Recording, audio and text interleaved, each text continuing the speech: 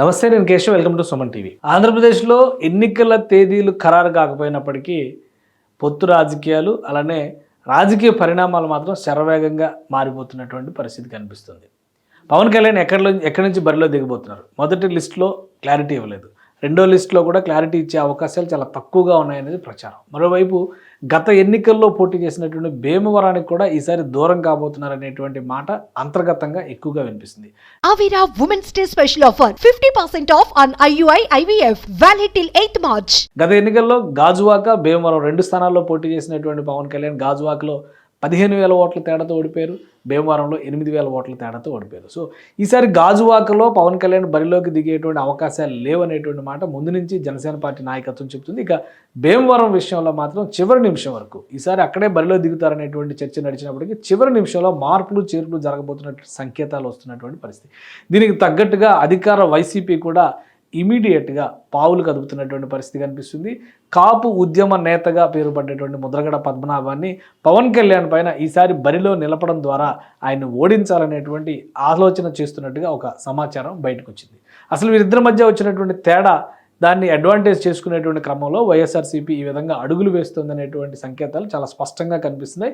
కొద్ది రోజుల క్రితం, అంటే ఒక నెల రోజుల క్రితం పరిస్థితులు కనుక పరిశీలించి చూస్తే సంక్రాంతి పండగ ముందర జనసేన పార్టీలోకి ముద్రగడ పద్మనాభం రాబోతున్నారనేటువంటి ప్రచారం జోరుగా సాగింది. అలానే అయోధ్య రామ మందిరం ప్రారంభోత్సవం తర్వాత పవన్ కళ్యాణ్ నేరుగా ఇంటికి వెళ్ళి మరి ముద్రగడ పద్మనాభాన్ని కలవబోతున్నారనేటువంటి మాట జనసేన పార్టీ నాయకులే చెప్పారు. అయితే అనూహ్యంగా ఇది జరగలేదు. ఎందుకు జరగలేదు అనేటువంటి అంశంపైన మాత్రం ఎవరో కూడా క్లారిటీ ఇచ్చే పరిస్థితి లేదు. అలానే తాడేపల్లి గూడెం సభ తర్వాత పవన్ కళ్యాణ్ చేసినటువంటి ప్రకటనలు 24 సీట్లకే జనసేన పార్టీ పరిమితమై పోటీ చేస్తుందనేటువంటి విషయంలో క్లారిఫికేషన్ ఇచ్చిన తర్వాత Mudragada Padmanabham serious counter letter రాశారు. 24 సీట్లలో బరిలో దిగే లెక్కైతే తన అవసరం లేదనేటువంటి సంకేతాలు ఇచ్చారు. ఈ నేపథ్యంలో ఆయన జనసేన పార్టీలో జాయిన్ కావడం లేదు అనేటువంటి మాటను కూడా ఖరారు చేసేసినటువంటి పరిస్థితి. దీంతో ముద్రగడ పద్మనాభాన్ని తన వైపు లాపుకోవడం ద్వారా వైఎస్ఆర్సీపీ పవన్ కళ్యాణ్కి చెక్ పెట్టాలి, ముఖ్యంగా కాపుల్లో తమదైన శైలిలో ఓటు బ్యాంకును కొల్లగొట్టాలని ఆశిస్తున్నటువంటి పరిస్థితి కనిపిస్తుంది. వాస్తవానికి ముద్రగడ పద్మనాభం ఒకవేళ పవన్ కళ్యాణ్ పైన బరిలో దిగితే ఏం జరగబోతుంది? గత ఎన్నికల్లో భీమవరంలో ఏం జరిగింది? ఎందుకు పవన్ కళ్యాణ్ భీమవరం నుంచి దూరం జరగాలనుకుంటారు? ఒకసారి విశ్లేషించేటువంటి ప్రయత్నం చేద్దాం. భీమవరం నియోజకవర్గానికి సంబంధించినటువంటి హిస్టరీని మనం ఒకసారి పరిశీలించేటువంటి ప్రయత్నం చేద్దాం.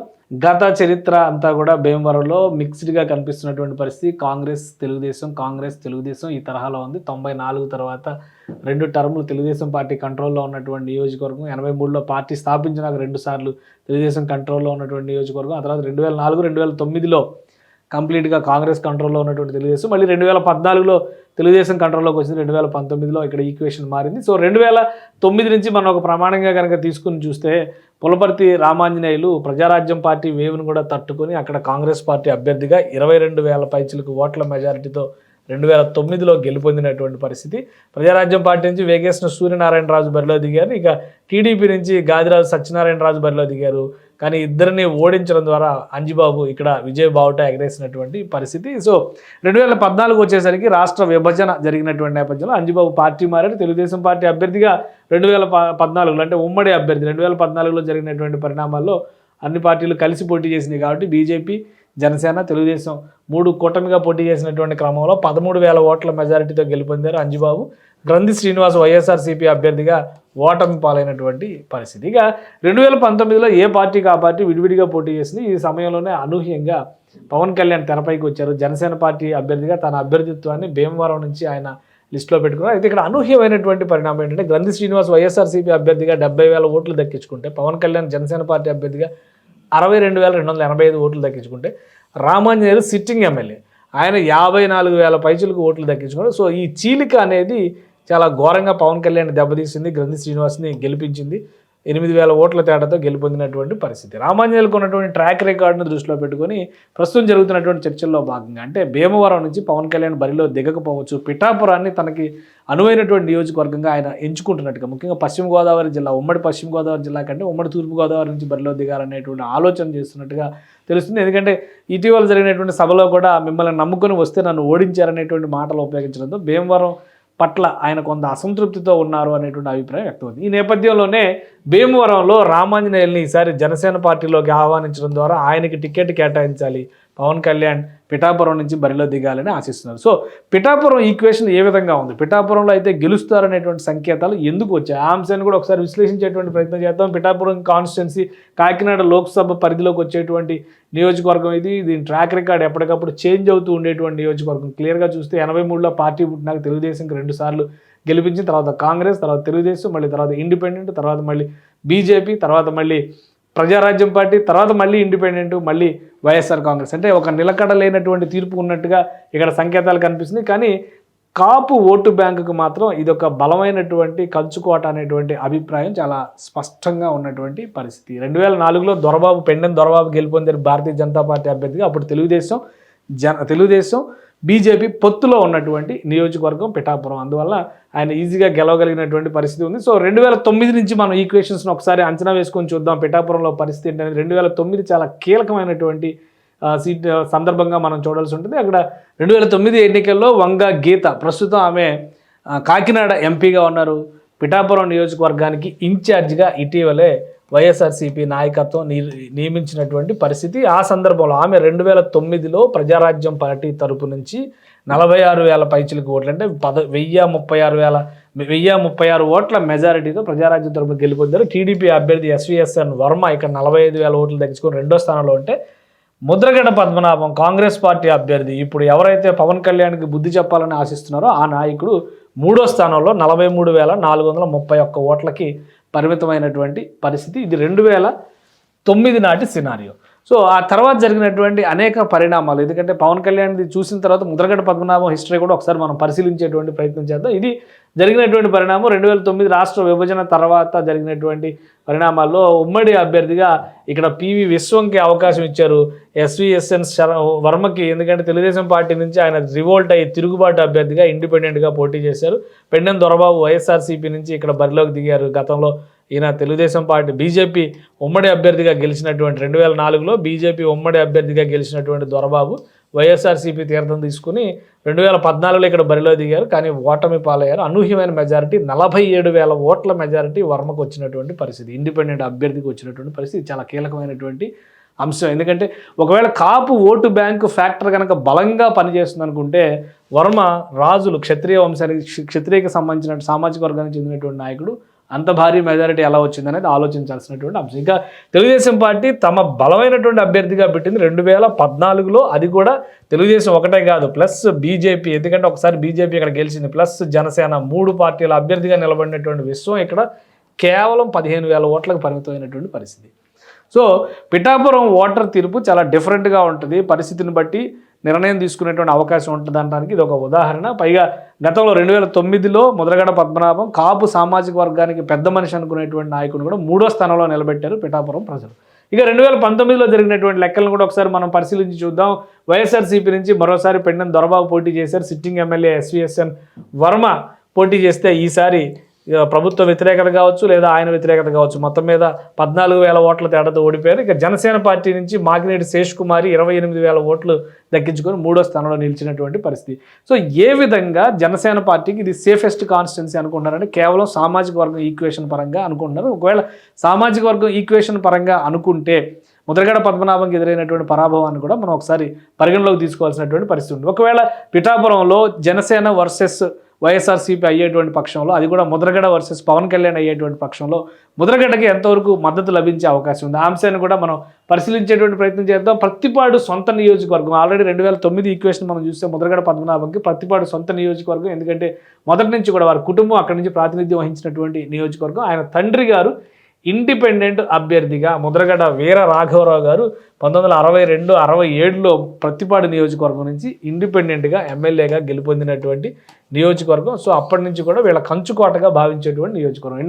1978లో ముద్రగడ పద్మనాభం తన రాజకీయ ప్రస్థానాన్ని ప్రారంభించారు. అంటే ఆల్మోస్ట్ చంద్రబాబు నాయుడు ప్రారంభించినటువంటి సమయం, ఎందుకంటే 78 ఎన్నికల్లోనే మొదటిసారి ఆయన గెలిచారు కాబట్టి. ఈయన జనతా పార్టీ గుర్తు మీద గెలుపొందారు. తర్వాత తెలుగుదేశం పార్టీ ఆవిర్భవించిన తర్వాత తెలుగుదేశం పార్టీలోకి మారారు.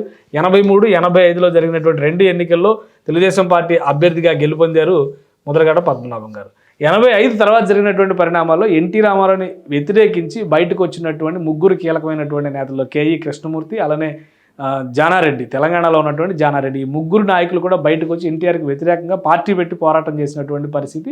అదే సమయంలో వంగవీటి మోహన్ రంగా కూడా మద్దతు పలికినటువంటి నేపథ్యంలో కాంగ్రెస్ పార్టీ అభ్యర్థిగా 1989లో ముద్రగడ పద్మనాభం మరొకసారి ఇక్కడి నుంచి గెలుపొందారు ప్రతిపాడు నుంచి. వంగవీటి మోహన్ రంగారావు హత్య అనేది 1989 ఎన్నికల్ని తీవ్రంగా ప్రభావితం చేసినటువంటి అంశం. ఈ నేపథ్యంలోనే తెలుగుదేశం పార్టీ ఘోరంగా ఓడిపోయింది. అలానే చాలా చోట్ల కాంగ్రెస్ పార్టీ అభ్యర్థులు ఘన విజయం సాధించినటువంటి పరిస్థితి. సో ఆ వేవ్లో ఒక రకంగా గెలిచారని అనుకున్నప్పటికీ కూడా తర్వాత జరిగినటువంటి ఈక్వేషన్స్ మళ్ళీ మనం ఒకసారి పరిశీలిద్దాం. 94లో పర్వత సుబ్బారావు, 99లో పర్వత బాపరమ్మ, అంటే ఇక్కడ ఓడిపోయినటువంటి దీని తర్వాత 89 తర్వాత జరిగినటువంటి ఎన్నికలు. ఎందుకంటే ఇక్కడ తెలుగుదేశం పార్టీ అప్పుడు ఎన్టీఆర్ హయాంలో భారీ మెజారిటీతో గెలిచింది. 99లో టీడీపీ బీజేపీ ఈక్వేషన్లో ఇక్కడ పొత్తులో భాగంగా పర్వత బాపనమ్మ గెలుపొందింది. తర్వాత 2004లో వరుపుల సుబ్బారావు గెలుపొందినటువంటి పరిస్థితి కాంగ్రెస్ పార్టీ అభ్యర్థిగా. మళ్ళీ 2009లో పర్వత సత్యనారాయణమూర్తి గెలుపొందారు. 2009లో ప్రజారాజ్యం వేవ్ను కూడా తట్టుకొని మళ్ళీ ఇక్కడ టీడీపీ గెలుపు జెండా ఎగరేసినటువంటి పరిస్థితి. ఇక ఈ ఈక్వేషన్స్ను చూసినటువంటి క్రమంలో మనం ఒక్కసారి హిస్టరీని ఒకసారి మళ్ళీ పరిశీలించాల్సి ఉంటుంది. ఎందుకంటే 1994లో ఏం జరిగింది, ముద్రగడ పద్మనాభం సిట్టింగ్ ఎమ్మెల్యేగా ఏం చేశారనేటువంటి అంశాన్ని కూడా మనం ఒకసారి పరిశీలించాలి. సిట్టింగ్ ఎమ్మెల్యేగా 1994 ఎన్నికల్లో బరిలో దిగినటువంటి ముద్రగడ పద్మనాభం మరొకసారి ఓటమి పాలైనటువంటి పరిస్థితి. సొంత నియోజకవర్గం ప్రత్తిపాడు నియోజకవర్గంలో పర్వత సుబ్బారావు 68,000 ఓట్లు, అంటే సుమారు 40,000 పైచిలకు ఓట్ల తేడా, 20,000 పైచిలకు ఓట్ల తేడాతో ఇక్కడ ముద్రగడ పద్మనాభం గారిని సొంత నియోజకవర్గంలో ఓడించినటువంటి పరిస్థితి. ఆ తర్వాత ఆయన 1994లో ఈ ఓటమి తర్వాత ఎట్టి పరిస్థితుల్లో మళ్ళీ ప్రత్తిపాడు నియోజకవర్గం నుంచి తాను పోటీ చేయననేటువంటి శపథాన్ని ముద్రగడ పద్మనాభం గారు చేశారు. ఆ నేపథ్యంలో అప్పటి నుంచి ఆయన అక్కడి నుంచి బరిలోకి దిగినటువంటి పరిస్థితి లేదు. 2009లో జరిగినటువంటి ఎన్నికల్లో మొదటిసారిగా మళ్ళీ ప్రజారాజ్యం పార్టీ, ప్రధానంగా ప్రజారాజ్యం అంటే చిరంజీవి గారు ఆయన కుటుంబానికి పూర్తి వ్యతిరేకి అనేటువంటి ముద్ర పడినట్టుగా మనం చూడాల్సి ఉంటుంది, కాపు ఉద్యమకారుడు అయినప్పటికీ కూడా. సో మళ్ళీ అప్పుడు పిఠాపురం నుంచి బరిలోకి దిగి పిఠాపురంలో ఓటమి పాలయ్యారు. అయితే ఈ సందర్భంలో అంటే 1994లో ఓటమి తర్వాత పూర్తిగా రాజకీయాలకు దూరం అయ్యారా ముద్రగడ పద్మనాభం గారు అంటే లేదు. ఎందుకంటే తర్వాత జరిగినటువంటి పరిణామాల్లో భారతీయ జనతా పార్టీలో చేరారు. కొన్నాళ్ల పాటు భారతీయ జనతా పార్టీ తరఫున పనిచేశారు. కానీ 1999లో మళ్ళీ తెలుగుదేశం పార్టీలో చేరి కాకినాడ ఎంపీ అభ్యర్థిగా తెలుగుదేశం గుర్తుపైన పోటీ చేసి, అప్పుడు ఎన్డీఏ కూటమిలో తెలుగుదేశం పార్టీ ఉంది, అంటే బీజేపీ తెలుగుదేశం ఉమ్మడి అభ్యర్థిగా 1999లో ఆయన కాకినాడ ఎంపీ అభ్యర్థిగా పోటీ చేశారు. అక్కడి నుంచి గెలుపొందినటువంటి పరిస్థితి. ఒకసారి ఆ డేటా కూడా మనం చూసేటువంటి ప్రయత్నం చేద్దాం. కాకినాడ ఎంపీ అభ్యర్థిగా 1998లో అప్పుడున్న రాజకీయ పరిణామాల్లో బహుశా తెలుగుదేశం భారతీయ జనతా పార్టీకి పొత్తు లేదు, కానీ 99లో పొత్తు ఉంది. 99లో పొత్తులో భాగంగా 99 ఎన్నికల్లో ముద్రగడ పద్మనాభం గారు తెలుగుదేశం అభ్యర్థిగా బరిలోకి దిగారు. 121,000 ఓట్ల మెజారిటీతో కాకినాడ ఎంపీగా గెలుపొందారు. ఇక్కడ కాకినాడ ఎంపీ సీట్ ఇది. అంతకు ముందర ఈ సీట్ నుంచి కృష్ణరాజు గారు రిప్రజెంట్ చేశారు, కానీ ముద్రగడ పద్మనాభం గారు పొత్తులో భాగంగా ఈ సీట్ని టీడీపీ తీసుకుంది. ముద్రగడ పద్మనాభం గారు తెలుగుదేశం పార్టీలో చేరారు. ఇప్పుడు ఉన్న రాజకీయాల్లో ప్రస్తుతం తెలుగుదేశం అంటే పూర్తిగా గిట్టని వ్యక్తిగా ముద్రగడ పద్మనాభం గారిని మనం చూస్తున్నటువంటి పరిస్థితి ఉంది. కానీ చంద్రబాబు నాయుడు నాయకత్వంలో ఉన్నటువంటి తెలుగుదేశంలో 99లో ఎంపీగా గెలుపొందారు. కానీ తర్వాత జరిగినటువంటి ఎన్నికల్లో కనుక మళ్ళీ మనం చూస్తే 2004 ఎన్నికల్లో కాంగ్రెస్ పార్టీ దేశవ్యాప్తంగా యూపీఏ ప్రభుత్వం ఏర్పడింది, ఏపీలో రాజశేఖర రెడ్డి ప్రభుత్వం ఏర్పడింది. సో ఆ నేపథ్యంలో చూస్తే 2004 ఎన్నికల్లో ముద్రగడ పద్మనాభం గారు తెలుగుదేశం పార్టీ అభ్యర్థిగా బరిలోకి దిగి పల్లం రాజు గారి చేతిలో ఓటమి పాలైనటువంటి దాదాపు 60,000 ఓట్ల తేడాతో ఓటమి పాలైన 57,252 ఓట్ల తేడాతో ఓడిపోయినటువంటి పరిస్థితి. అంటే ఇక్కడ కూడా టీడీపీ ప్లస్ బీజేపీ అభ్యర్థి ఉమ్మడి అభ్యర్థిగానే ఇక్కడ బరిలో దిగారు. సో 2004లో జరిగినటువంటి లెక్కలు ఇవి. 99 నుంచి 2004 వరకు 5 ఏళ్ల పాటు తెలుగుదేశం పార్టీ అభ్యర్థిగా ఉన్నారు. 2004లో ఓడిపోయిన తర్వాత జరిగిన పరిణామాల్లో బహుశా 2006 నుంచి ఆయన వ్యూహం మారింది. ఎప్పుడైతే ప్రజారాజ్యం పార్టీని చిరంజీవి గారు పెట్టారో అప్పటి నుంచి ఆయన పైన దూకుడుగా విమర్శలు చేస్తూ 2009లో మళ్ళీ ఆయన ప్రజారాజ్యం పార్టీ పైన పోటీ చేసేటువంటి క్రమంలోనే పిఠాపురం అభ్యర్థిగా బరిలోకి దిగి పిఠాపురంలో ఓటమి పాలైనటువంటి పరిస్థితి ఉంది. ఇది ఓవరాల్గా ఆయన ట్రాక్ రికార్డ్. ఇప్పుడున్నటువంటి పరిస్థితుల్లో పిఠాపురంలో కనుక కేవలం సామాజిక వర్గాల లెక్కలు తీసుకుని చూస్తే కనుక ఓటర్ల సంఖ్య ఎక్కువగా ఉండొచ్చు, కానీ పిఠాపురం ఓటర్ చైతన్యం మాత్రం చాలా పూర్తి భిన్నమైంది అనేది దాని గత చరిత్రను చూస్తే మనకు అర్థమవుతుంది. పిఠాపురం బరిలో పవన్ కళ్యాణ్ నిలిస్తే ముద్రగడ్డ పద్మనాభం ఆయన పైన గెలుస్తారా, లేదా ముద్రగడ్డ పద్మనాభం ఎదురు పడితే పవన్ కళ్యాణ్ తట్టుకొని నిలబడగలరా? ఈ చర్చ ఇప్పుడు ఆసక్తికరంగా జరిగినటువంటి పరిస్థితి. నిజంగానే వైసీపీలో చేరడానికి ముద్రగడ్డ పద్మనాభం గారు సుముఖంగా ఉన్నారా లేదా అనేటువంటి అంశంపైన ఇంకా స్పష్టత రాకపోయినప్పటికీ పవన్ కళ్యాణ్ని నిలువరించాలంటే ఒకవైపు చేగొండి హరిరామ జోగయ్య కుమారుడు వైఎస్ఆర్సీపీలో ఆల్రెడీ చేరిపోయాడు కాబట్టి అక్కడ నుంచి కాపు ఫ్యాక్టర్ని కొంతవరకు వైసీపీ గెయిన్ చేయగలుగుతుంది అనేటువంటి అభిప్రాయం ఉంది. ఇక ముద్రగడ్డను కూడా ఏదో ఒక రకంగా పార్టీలో కనుక ఆహ్వానించగలిగితే పవన్ కళ్యాణ్ని నిలువరించడం మరింత సులువు అవుతుందనేటువంటి ఆలోచనతో వైసీపీ ఎత్తుగడలు వేస్తుంది. ఈ ఉద్దేశంతోనే పవన్ కళ్యాణ్ తను ఎక్కడి నుంచి పోటీ చేసబోతున్నాడు అనేటువంటి అంశాన్ని ప్రస్తుతానికి రహస్యంగా ఉంచారు. వీలైనంత సమయం తీసుకొని పూర్తిగా అన్ని రకాల ఏర్పాట్లు చేసుకున్న తర్వాతే తన నియోజకవర్గం, పోటీ చేయబోయేటువంటి నియోజకవర్గాన్ని ప్రకటించేటువంటి ఛాన్స్ ఉంది.